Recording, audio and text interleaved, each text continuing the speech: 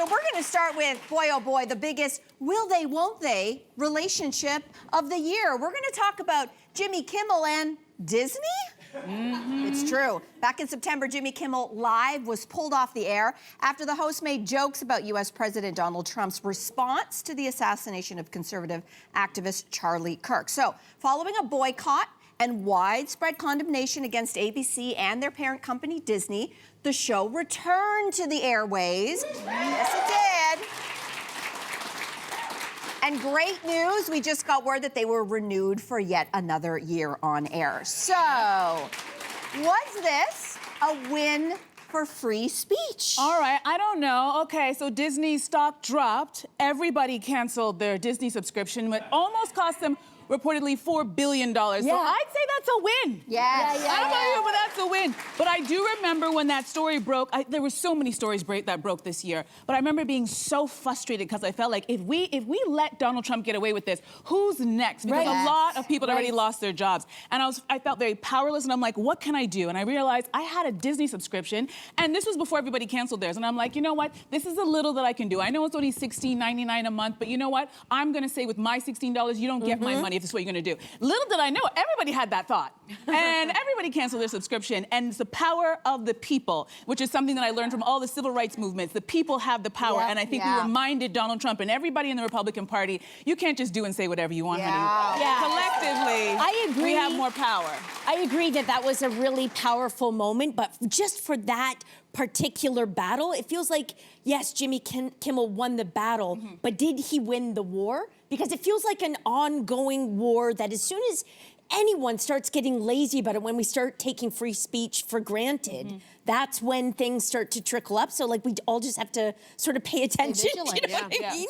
It's true. Yeah, well, I mean, I agree. I don't think we won the war. And I think as recently as this week, we saw what Donald Trump used with his free speech. He said some really heinous things on his Truth Social post about the death of Rob Reiner. And it was just, it's actually reached a next level of disgustingness.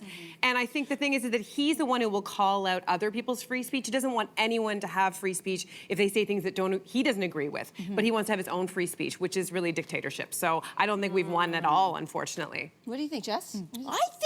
Well, that's interesting that you said about Donald Trump, because he was exercising his free speech. Yeah, I know. You know but he won't let anybody else. He's very thin-skinned. He won't let anyone else. He likes to punch, but he cannot take it. He likes to dish it out, but he definitely cannot take it. That's right. And I think, you know what? I think we might have not lost the war quite yet, because I think a lot of corporations are looking at how the people reacted. And if I'm any of the other corporations, I'd be like, whoa, whoa, whoa, before we start firing people, because I don't want what happened to Disney to happen to us. Let's just be very mindful about the way we move. Creative people have sort of said how the edges of free speech have been sanded down a little. Like they're sort of saying this anonymously, but producers and stuff being like, ooh, maybe we won't say that right now. Maybe that's a little too touchy. Maybe that's this, maybe that's that. And that is like a symptom of... Governor of California, Gavin Newsom, is punching back on behalf of all of us. That's something that I've totally enjoyed all year. That's been fantastic to watch. Yeah, it's true. I do want to say it is, I think, a little bit of a win for business, because if there's anything that Trump understands, it's money.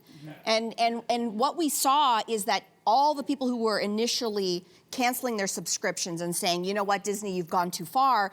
You know, when you take a look at the numbers, they broke records on his return show. And Jimmy Kimmel, remember when he was pulled off the air? We talked about it. When that show came back, he broke records. And even though some of those ratings have sort of fallen off, he's still, on average, higher now than he ever has been in the last decade. So that is a win, and I think that is a reminder about power to the people, that they still have the bulk of the power. Yeah, absolutely. All right, so let's move on to our next juicy topic. It's often said that youth is wasted on the young, but not anymore. New facelift procedures look more natural than ever, and it seems like more celebs than ever are being honest about getting them. Most notably, the queen of the Kardashians clan, Kris Jenner. She not only revealed she got a facelift this year, but even named the surgeon who did it. So, do you think we're gonna see more facelifts, and is it gonna become more mainstream for the average person? Yes. A mixed bag. I really don't think this is going to become mainstream for the average person. The cost is prohibitive. And even if more and more people are doing it, what I've seen actually, I think you were the one who was telling me this, that once people found out how much Kris Jenner's plastic surgeon charged, the prices in Toronto and places like that, maybe it wasn't you, are going up. That it was like, oh, I can get that much? Wow. Wow. So I actually don't think, and I also think there's going to be a backlash to this. You think so? A backlash that... A backlash to this kind of look. I think see it But already. it's more of it. natural than ever. You think people don't like the natural youthfulness? There actually has been, I've been noticing this trend on like TikTok and on Instagram of the next generation kind of coming up and calling it the Mar-a-Lago face. Oh, And they're associating a certain type of look. Call me a lot of things, but don't call me a Mar-a-Lago. I really want to show you further to this point. 'Cause this has stayed with me. I've watched this clip a bunch of times. I'm going to show you a part of it. This is from, I think she's an anthropologist. Take a look. It's an attempt to keep women within a certain symbolic order. Glamorous, compliant, polished, expensive, ageless. A kind of conformity masquerading as luxury. And there's also something deeply American about it. The idea that with enough money and enough procedures, you can outrun time, desire, and even biology. Oh, I don't know. It stayed with me a lot. She also went on to say that they aren't necessarily trying to look like individuals. They're trying to look like members of a world where femininity is curated, disciplined, and permanently under renovation. And I think it's just stayed with me because there is this kind of ubiquity. So I just want to say, that's rich coming from a girl who's all of 20 and looks like that. Let's So that's number one. Number Talk to her in two. 30 years. You're right. Number two. Listen, I don't have that kind of money, but I think that in history, it's always been what the rich do eventually trickle down. Once upon a time, a thing called Botox was something that was only in the little corners of Hollywood. Now everybody's getting it, and it's cheaper than ever. So, I'm not saying I'm gonna get a facelift, but if they come down in price, I'm not gonna say no either. Yeah, you know what? And you make a really good point. I don't think to your point, I don't think a lot of people have $300,000 in their back pocket for a new face. No. But I think the transparency, which is new, because before they were like, true. I just drink water and I take hikes and I do yoga. And do you remember earlier this year, Kylie, who's never been honest, actually, that somebody posted something like, yeah, I want to know about your breast augmentation. And then out of nowhere, she was like, okay, here it is. Here it is, 445 cc's, moderate profile, half under the muscle, baby, silicone, Garth Fisher, hope that helps. And I feel like that was a turning where all of a sudden now they're being very transparent. And I think that's the trend we're going to see going But forward. don't you also feel there's a transparency the other way? Like for every Jenner, for every Kardashian, there's a Kirsten Dunst, there's a Kate Winslet who are saying, no, I'm not going to touch my face because I want to normalize Real women. aging. Yeah. And the idea that aging is something that needs to be fixed, I'm on the sideline just rooting that, no, let's keep it a little bit normal. Yeah. It's okay, guys. Yeah. Smells like... Smells like hell no. I'm gonna look like I'm 10 years old when I die. Let's dive in now to the celebrity stories that kept us talking all year long. We want to make sure that you can chime in on all these stories. And how do you do that? As always, on social media.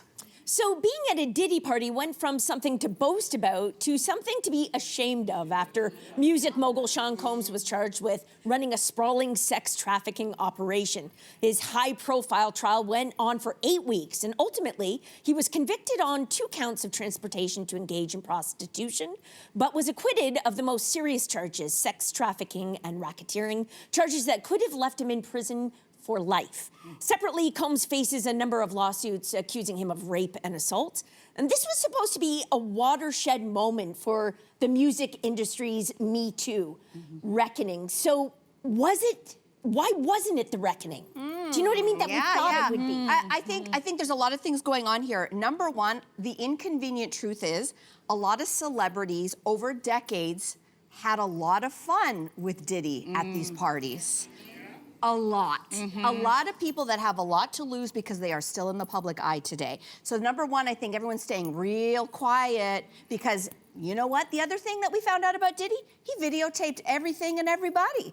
I actually think there is so much tape on some of the biggest celebrities that we don't know and maybe we'll never know. So I think the reason why it wasn't a watershed moment like, let's say, Harvey Weinstein is Harvey Weinstein didn't have everybody on tape.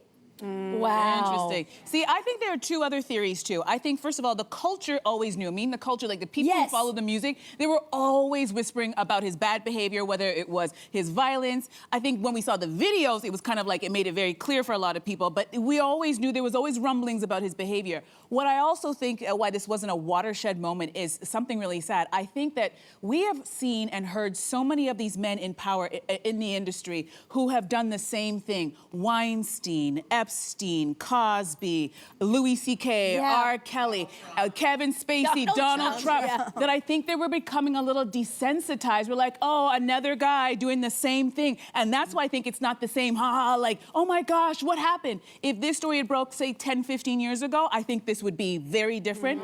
But I think it's the timing. How many of these men have we seen fall? I think you're right. It doesn't feel singular not only because of those famous men, but also because of like men in our own backyards. To a certain degree, it felt like this year, the darkness, the heaviness of that. There was that French man who got imprisoned for, who was charging men to have sex with his wife while she was drugged. I feel like the amount of human trafficking stories breaking in this, like in our own backyards, in the Niagara region, the Toronto region. So I feel like there is a desensitization. Yeah, I also think it's something about the music industry specifically that we are not really looking at, because if this was supposed to be that for like the kind of thing that happened in Hollywood, the music industry has been notoriously, I don't know, like there's the groupie culture. Well, there's just the way in which the kind of like there's the casting couch in Hollywood, but then in the music industry, there's the power of like labels to bring someone in, to usher someone in. And I think that the lines get blurrier and they're much more murkier. We have seen our own kind of reckoning here, though. We know what happened with Jacob of Headley in Canada. So I think we will still continue to see little stories of this. And I do think ultimately, even though Diddy isn't in jail for life, he's done. Yeah. He is done. And so there is some kind of small, I feel like, win and there. even if there's a sliver of hope, even if there's a sliver of hope that he could come back, 50 Cent will be right there to snap it right. That we can also trust. True. I think, 2 to 4 years. Yeah, he'll be out. Okay, well, Blue Origin's flight NS-31 made headlines for all the wrong reasons, with its all-female space crew, including singer Katy Perry and broadcaster Gayle King. The flight was supposed to be a PR boon, but it came under criticism for being wasteful and ultimately meaningless. One editorial even called it, quote, the utter defeat of American feminism. Has your perspective, though, changed on the backlash, over time? No, me neither. It was still a very expensive PR stunt. Listen, I'm in awe of space. Space could hold like the secrets of our origins and who knows what else. And the people who go up there, I want them advancing science, not advancing their personal brands. Do you know what I mean? Yeah. But okay, listen. I agree, but there were scientists on board. Yeah. There were really... That is true, but in their 10-minute ride, they're not figuring out anything. Here's the thing. There's one thing when we can get behind astronauts who've been training their whole lives to go up to space and do experiments and fix things. Not that crew. That was not the crew. What really bothered me about this is that it costs per passenger anywhere from $150,000 to $1 million. That is if you wanted to go and say, hey, Jeff, can I go up in Blue Origin? Yeah, the thing that looks like a penis. I'd like to go up there. I don't think it's by accident. There was one person who actually by auctioned $28 million to go up in Blue Origin. Do you know what that money could do for us here on Earth? Yeah. So my problem is, I don't have a problem with space exploration. I have a problem with how gluttonous and unnecessary this was. This did not advance. It was like Coachella in space. It was Coachella and in space. ultra rich. Do you know how many Mar-a-Lago faces you could get with $28 million? Oh my God. We all could get a Mar-a-Lago face. You know what? I just have to call out the hypocrisy and remind people that during the pandemic, ABC news anchor Michael Strahan did the same thing with a bunch of celebrities and some scientists, and everybody was like, oh, Michael, that was amazing. You're such a hero. And when the women did it, they were just assassinated publicly. That is fascinating. Just want to remind everybody. I don't remember the boys going there. Oh, they went during the pandemic. William Shatner also went, and people thought it was the greatest thing ever because of his when the boys went, there was no fuss about it. When the girls went, it was the worst thing in the world. Well, you all suck. Happy New Year! Yeah. We're gonna now dive into the celebrity romances of the year, starting with TNT, of course, Taylor and Travis. The billionaire singer sent the internet into a frenzy when she announced her engagement to the Kansas City tight end, Travis Kelce. Page Six is reporting that they will tie the knot on June 13th, 2026. The rumors are that it will take place at a luxury seaside resort in Rhode Island, maybe at her own mansion. Let's talk about the predictions that any of you have for her wedding this year. Okay, well, I predict that they're going to do it in space. No, No, you're not. Oh my God. That would not be good. No, I think that actually, I was going to say that they are going to do it in the United States because I feel like they're the all-American couple. I think that there's going to be multiple dress and wardrobe changes. I think it's going to be highly, highly curated, lots of flowers, really luscious, quite girly. And then I think that she's going to announce her pregnancy within months, maybe Good even weeks predictions. afterwards. Those are Good my- predictions. Good Wow. predictions. What about you, Jess? What do you predict? Oh, I predict total information overload for us all. We're gonna know more about this wedding than we do our own weddings. It's gonna be in our timelines for not just weeks, not just months. We're already talking about it, guys. It's 2025, and they haven't even. It's 2026 when they're getting married. So let's just say, get ready. I can't wait for this. I'm not good at predicting what style of wedding. I think this wedding is going to be whatever Taylor wants. I think Travis is just be like, tell me where to be and what to put on, baby. But I just want to take them out, and I hate to do this. I hate to tell people that I was right. But I was right, because I sat in this very chair 2 years ago. You were! And I said, like 2 weeks in, I go, this is it, they're gonna get married. When it was announced, my phone was blowing up. I thought something horrible had happened. I was like, why is my phone blowing up? And I'm like, oh, you mean I was right? Is that what you guys are telling me? So it doesn't matter what they do, they just prove that I know what I'm talking about. Yeah. So because Taylor, we love her, she's the all-American girl, but as we've seen, she can be petty, and in a way that I love, by the way. So it's not gonna be just who are we gonna look at, who goes to the wedding, who gets the invite to the wedding. It's gonna be who she doesn't invite, because she has written many a song about the people that she's beefing with. So I think it's gonna probably take place at her mansion, but I'm gonna be looking at who's gonna like spill. So, you know, if you get the invite, who's gonna put it on social media? Who's Yeah, gonna yeah, leave it on yeah, social- yeah. Do you get uninvited if you spill the beans? Will she invite any of her exes? No. Oh, that's a good question. Probably not. Probably not. No. I don't know. But Curious. anyway, we'll be talking about it on this show. That for sure. All right, so let's move on to our next couple. After launching into space, Katy Perry hard launched her relationship with former Prime Minister Justin Trudeau. Posting a photo of them cheek to cheek in Tokyo. This followed months of speculation after the pair were spotted sharing dinner in Montreal, and Trudeau was filmed singing his heart out at Perry's concert 2 days later. So do we think that this romance is going to last? No! Yeah. You guys are heartless! I must agree. I think it's a moment, not a forever. I'm still like wrapping my head around that they're together. But then if you think about it, it kind of makes sense. They both, ended previous relationships, and they're both coming out of sort of awkward PR years. And so it makes sense for two people to find themselves when they're rebuilding, and that can be very comforting, like rebuilding together and finding love. But it can also be combustible. And I think they're totally aware of this. I think they're having so much fun, and they know it's not. They're not even thinking about, is this forever? They're just like, this is kind of hilarious. Yeah. I have to say, hilarious. And fun. You know what? What if the only metric of success is how much fun they're having? Yeah. And maybe we have no business saying, oh, it's Yeah. gonna last forever, it's not tomorrow. I'm just excited that they're both, what is he? I think Justin Trudeau's birthday's on Christmas Day. I think he's gonna be 53 or something like that. You know what? If you've had a long, successful marriage, a beautiful family, and you can still find love again in your second half, Yeah. you know what? I'm celebrating that. That's nice. That's nice. It's trust me when I say that it's very hard to find someone that you can tolerate day in, day out. So that in itself needs to be applauded. And that you found a second person to do it with. This was not on my bingo card for 2025, but you know what? It's all about the smiles on their faces. And you're right, Justin's last year in office was a disaster. So we haven't seen him smile in a long time. And I have to be honest, it is really nice to see him smiling from the inside. He looks so happy and You're so does right, she. yes. And you know what? Maybe their worlds don't make sense to us, but it makes sense to them, and that's all that right matters. now it makes sense. Yes. I'm just gonna leave it on that note, I think. Oh. Okay.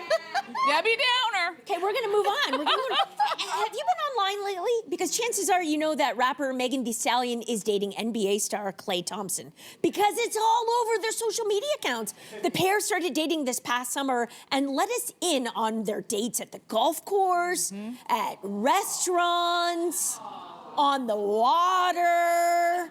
So lots of beautiful times, but hey, do you guys think it's a red flag when a new couple is like launching their relationship on social media right out of the Oh, gate? look at all the heads. All these Debbie Downers are like, yeah, it's a red flag. I usually would agree with you, but you know what? I'm gonna say on this show right now, I'm predicting that Meg Thee Stallion and Klay Thompson are gonna be the celebrity couple who's gonna get engaged to be married in 2026. Mark this day, because I'm saying it, and I'll tell you why. Meg Thee Stallion had a really rough couple of years without getting into all the details. And for the first time, we're also seeing someone just smiling from the inside out. Klay is supporting her in every single thing she does, and she is supporting him. He renamed his yacht after her, y'all. my God. If that's not a sign that a man is gonna marry you, look at the way very she's good-looking This couple. is like one of Very their first good-looking outings. couple. This is at one of her charity events that he was supporting her. And just the words of affirmation. She also cooked the entire Thanksgiving dinner for his family. When I tell you that's pressure. And that's also a sign that things are going in the right direction when the families are integrated. So I'm saying this is it. This is the next couple to keep an eye on. So. Very happy. Wow. I love these two together. You know, Megan is, I don't know how come, she hasn't been topping more of our lists and headlines more often. She's been through a lot. She's really been through a lot. She's had a murder in her own family. Like, she's been through a lot. I watched her on a show called Legendary. She was a judge, and she was showing that she's really versatile. She's got a lot to offer. And you know what? She's doing what everybody else is doing in Hollywood, leveraging your following on social media. We're gonna see things. I'd like to see a merch line. I'll buy some. Yep. You know, with your initials on it. I think they seem to be very wholesome, and they seem to be very loving. So I hope that they go all the way. Okay, but wait a minute. We're answering the question of whether or not it's a red flag, though, to put it all No, it's a out. green You think flag. it's a green flag? Green flag. I think it's an orangey, reddish Okay. Yeah. I mean, I wish the best for her. Don't get me wrong. I just think that you're in that initial stage of love, which is basically the horny phase, and you're blind to someone's shortcomings. And so, if it works out for the long haul, great. If it doesn't, then you've got this very cringeworthy account of all of these I'm gonna win you back. declarations. Wait, I'm gonna win you back. Okay. In the very beginning of their relationship, they kept it so private we had no idea. And then when they made it serious, that's when they started to launch. And now they're letting us in. So does that change? Does that turn the red and orange to a green? I don't know. Do you have thoughts? I'm just trying to think of like when we, I like tried. if we had Instagram and social media when we met our partners, like would the impulse be there to Yeah. go like this? I don't think it would be. Like It would be for me. It would be for me. Those I would've done magical it. moments, like I remember that love in your stomach and everywhere But if else. you weren't born in the 1900s, You! okay, if you weren't born in the 1900s and you're born in the 2000s, you'd be doing that. Okay, I disagree, but we are gonna try to sneak in this We're gonna last sneak in one. one more. Yeah. Because songs about losing your woman are really a staple of country music. And Keith Urban is going to have a lot to sing about after Nicole Kidman filed for divorce, ending their 19-year marriage. I know. The marital dissolution agreement reported that the pair experienced, quote, marital difficulties and irreconcilable differences. I bet you if you go back in their Instagram grid, there's a lot of very embarrassing declarations of love. So did this announcement surprise you? Yeah. It did? This one came out of nowhere. You know, we've been very lucky. Keith Urban has been on the social many times. He is so lovely every time he comes here. Even up to the last time, even though we weren't allowed to ask about his personal life. That was Maybe it was a red flag, sure. But I will say it surprised us because we love these two, and they've gone the distance. Again, I don't know what the metric is of success in Hollywood, but a 19-year marriage, I mean, good for them. Yeah. I just, I That's hope... not a blip. No, That's not a that's blip. a good amount of I just time. hope that it wasn't something, because we don't know yet why they broke up, so I hope it wasn't something really nefarious on either of their parts. That's all. You guys remember, they got married like weeks after dating. So that should have been, if we're talking red flag, that's the red flag. The fact that they were married and engaged after weeks of dating and now they lasted 19 years, I say, you know what, every good thing must come to an end. As long as they're respectful and they keep their children in the forefront of their thoughts of everything they do moving forward, that's all I care about. Keith is lovely and he smells really good in person, y'all. Are you shooting your shot? Are you shooting your shot? Am I shooting my shot? I don't know if I'm shooting my shot. Am I? Do you like my bow, Keith?